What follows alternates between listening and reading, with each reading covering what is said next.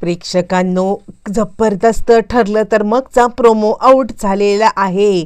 खूप छान promo out झालाय आणि आता याच मकर संक्रांतीच्या काळामध्ये कसं स्वतः प्रतिमाने खऱ्या आणि खोट्या सायली आणि तन्वी यांचा खुलासा केलाय. हो, आणि आता एक आईच आपल्या मुलीला ओळखण्यासाठी पुढे आलेली आहे.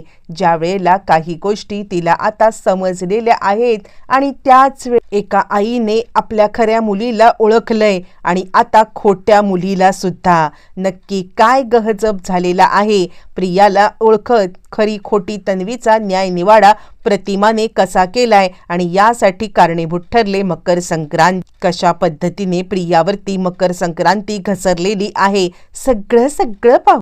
महिपतला पोलिसांनी पकडल्यावरती या दोघांनी त्याला धमकवलंय की जर का तू आमचं सत्य उघडलंस तर साक्षीचं सत्य काढू. आणि त्यावरती मग आता लगेचच इकडे सांगायला आता प्रेक्षकांनो, तिकडे महिपत पकडला गेलाय, त्यामुळे त्याच्या माणसांचा आता इकडे आपल्या सुमनवरचा होल्डच सुटून गेलेला आहे. आणि त्यांचा सुमनवरचा होल्ड सुटल्या कारणाने आता मात्र सुमनला तिकडून पळण्यासाठी सोपं झाले आणि सुमन बिचारी घरी आलेली आहे.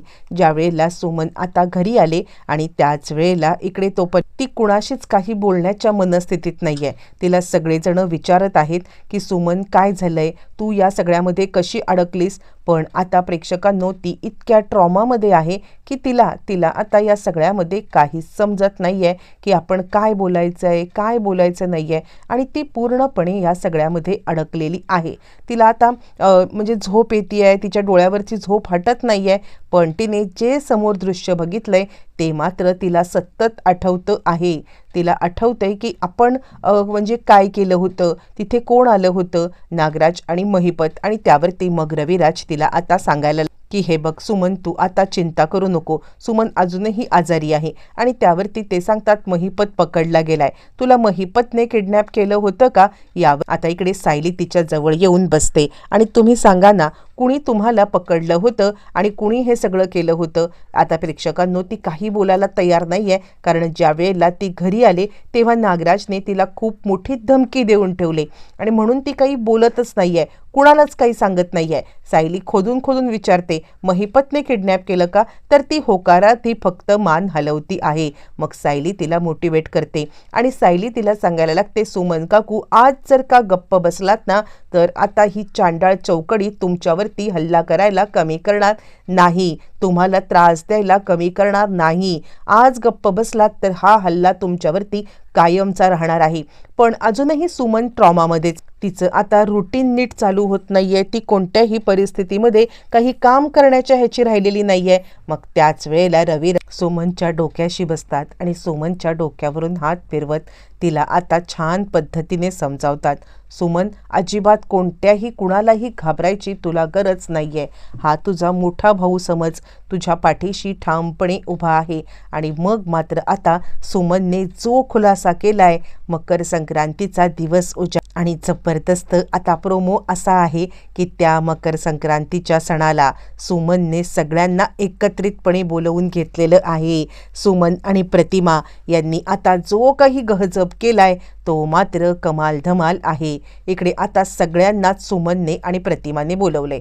प्रिया काही यायला तयार नाहीये आणि माझा काय संबंध आहे इथे, आणि असं म्हणत ती तिकडून निघून जात असताना मग मात्र चिडलेली प्रतिमा तिला सांगते, ये इकडे, आम्हाला सगळ्यांना एकत्रितपणे बोलायचं आहे आणि एकत्रितपणेच आता तुझ्याशी बोलायचं आहे, या. असं म्हटल्यावरती आता सायलीला पण सत्य समजले आणि प्रिया तिकडून जायला निघाले. पण आता प्रतिमा खूपच चिडले, तिचा हात फरफटत समोर आणलाय. नागराजला आत्तापर्यंत माहीत नाहीये की सुमनने काही सांगितलंय का, आणि त्यामुळे तो प्रेक्षकांनो एकदमच बिनधास्त आहे.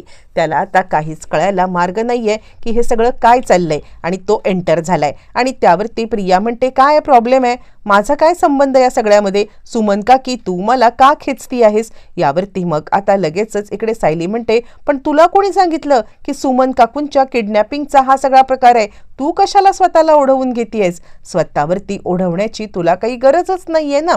असं म्हणत आता इकडे सायलीने तिला बरोबर ट्रॅपमध्ये अडकवलंय. त्यावरती लगेचच ती म्हणते, ए सायली, तू मध्ये बोलायची काही गरज नाहीये. मी, माझे घरचे आणि आम्ही सगळे समर्थ आहोत जे काही आहे ना ते सगळं समजून घ्यायला. तू याच्यामध्ये मध्ये पडण्याचा प्रयत्न करू नको असं म्हणत तिने आता बरोबर सायलीलाच अडकवायचा प्रयत्न केलाय किंवा आता सायलीलाच ती आता काही बाई बोलत आहे. मग त्यावरती ती वरती जात असताना सायली तिला खाली आणते आणि ये खाली. सुमन काकूंना का किडनॅप केलं होतंस? बोल लवकर. यावरती ती म्हणते मी सुमन काकूंना किडनॅप केलं. त्यावरती प्रतिमा म्हणते हो, तू सुमनला किडनॅप केलं. सुमन बोल. आता बिचारी सुमन मागे उभी आहे आणि ती सांगायला लागते हो, या दोघांनी म्हणजे मला मुळातच किडनॅप केलं ते म्हणजे आमच्या ह्यांनी किडनॅप केलं आणि त्यानंतर ही तिकडे आली होती महिपतला शिफ्ट करायला. त्यावरती प्रिया म्हणते सुमन काकू डोक्यावरती पडल्यासारखं काहीतरी बोलू नकोस, वेड्यासारखं आपलं काहीतरी बडबड करतीये. त्यावरती सायली चिडते, अगं वेड्यासारखं? तू का वेड्यासारखं बोलतेस? तू का तिकडे गेली होतीस? यावरती ती म्हणते या सुमन काकू डोक्यावर पडले, तिला तुम्ही काहीही ऐकाल आणि काहीही बोलाल का? मग मात्र प्रतिमा आले आणि फाटकन थोबाड फोडत प्रतिमा म्हणते ती असं अजिबात बोलत नाहीये काहीही. तिने बरोबर सांगितलंय, नागराज भाऊजींचा पाठलाग करत ती गेली. नागराजने महिपतला किडनॅप केलंय. महिपतला किडनॅप केल्यावरती तू तिकडे महिपतला सोडवायला गेलेली होतीस, त्याला शिफ्ट करायला गेली होतीस. हे सगळं तिने सांगितलंय आणि ते कपडे आणि ते शूज तुझ्या ड्रॉवरमध्ये सापडलेत असं म्हणत प्रतिमाने जो काही गौप्यस्फोट केलाय आणि त्यानंतर ती सांगते कोण आहेस तू? तन्वी तर तू नाहीच आहेस. बोल कोण आहेस तू? सत्य आम्हाला कळलंच पाहिजे कारण आता सुमनने ऐकलेलं आहे नागराजला सांगताना महिपतने की आता हा ऍक्सिडेंट पण महिपतला सुपारी नागराजने दिलेली होती आणि त्याचबरोबर तू खोटी तन्वी आहेस. त्यांनी आता या केसमध्ये हे कळलं, तुला तोतई तन्वी म्हणून पाठवलेलं. बोल लवकर, काय सत्य आहे? माझी खरी तन्वी कुठे आहे? प्रेक्षकांनो जबरदस्त प्रोमो आउट झालाय. प्रियाची ततपप व्हायला लागलेली आहे. कुणालाच काहीच माहित नाहीये. फक्त आता इकडे सायली आणि प्रतिमा यांना आता सुमनने जे काही सत्य आहे ते सगळं सत्य आता खुलासा करून सांगितलं असल्या कारणाने खूपच मोठा गहचप झालेला आहे. आणि आता त्यानंतर प्रतिमा म्हणते माझी खरी तन्वी कोण आहे? प्रिया विचार करते चला अर्धसत्य तर यांना समजलंय. यावरती ती म्हणते असं काय करतेस? डोक्यावर पडलेस का? माझ्या पायावर तुळशीपत्राची खूण आहे, विसरलीस? आणि प्रियाचं थोबाड पटकन बंद झालंय. अरे बापरे, मी काय बोलून गेले? म्हणजे आता हिच्या पायावरती सायलीच्या पायावरती पण खूण आहे. आणि सायली म्हणते एक मिनिट, तुळशीपत्राच्या खुणेचं काय सत्य आहे? यावरती प्रतिमा सांगते काही नाही, तन्वीच्या पायावरती खूण होती. मग सायली जोरात ओरडते ह्या तन्वीच्या, हिच्या पायावरती कधीच खूण नाहीये, खूण माझ्या पायावरती होती. स्वतःच्याच कर्माने प्रिया आता प्रेक्षकांनो मेलेली आहे. जी गोष्ट माहीत नाहीये सायलीला तीच काढून. आणि मग काय, मकर संक्रांतीचा जबरदस्त धूमधडाका झालेला आहे आणि आपली प्रतिमा आणि सायली सगळ्यांच्या समोर सायलीच खरी तन्वी असल्याचं आणि प्रिया खोटी तन्वी असल्याचं सत्य आलेलं आहे.